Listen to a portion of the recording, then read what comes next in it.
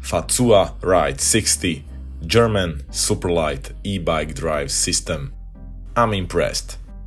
Testing it since last year, actually my pivot Shuttle SL was one of the first batches in Europe and I already have 1000 kilometers on the clock.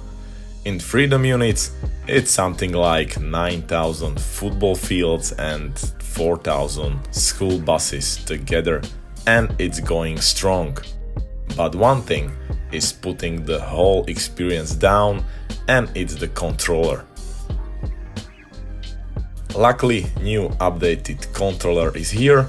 FAZUA, owned by Porsche, sent it this week, so let's check it and install it.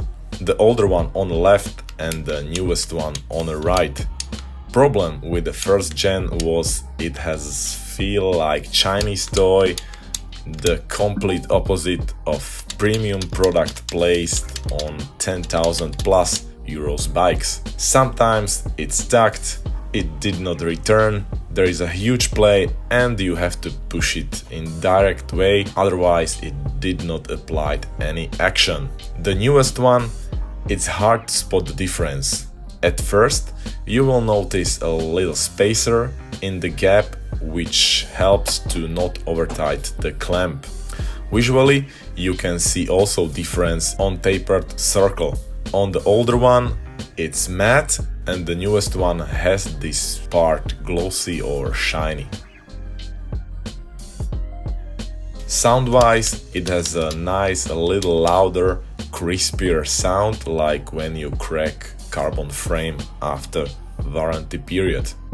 When you ask for replacement, it could be that you will receive just the rotating part, the outer ring with a spacer, and we know that they have updated magnets, they are stronger.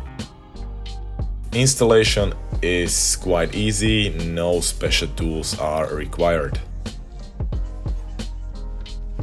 Pull the display up at the bottom, unscrew one bolt with the Torx 10, remove whole housing and you will see bunch of cables zip tied in anti-rattling foam.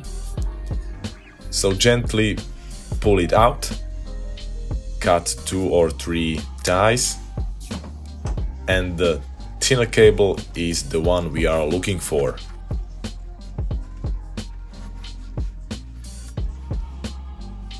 Unplug it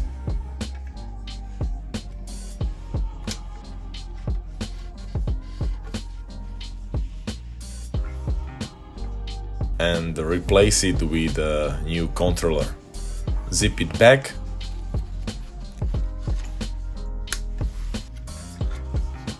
push it gently to the frame,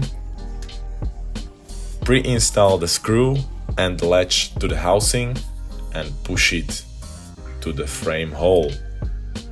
Screw it gently because it's just the plastic. And it's done. Overall, kudos to FAZUA that they were able to update the product within a few months, because it usually takes at least 1 to 2 years to see improvements or next gen product. So we see they are open to critics and feedback from customer base and they take it seriously. I personally would prefer 2-button style controller on the classic clamp or matchmaker mount, because this offsets my brake a little bit. Something with on-off feel, with either mechanical or electronical sound, which will make you sure that your finger action was applied successfully. Because now it's more like a G-spot and you have to check the object visually to see if you are doing it right.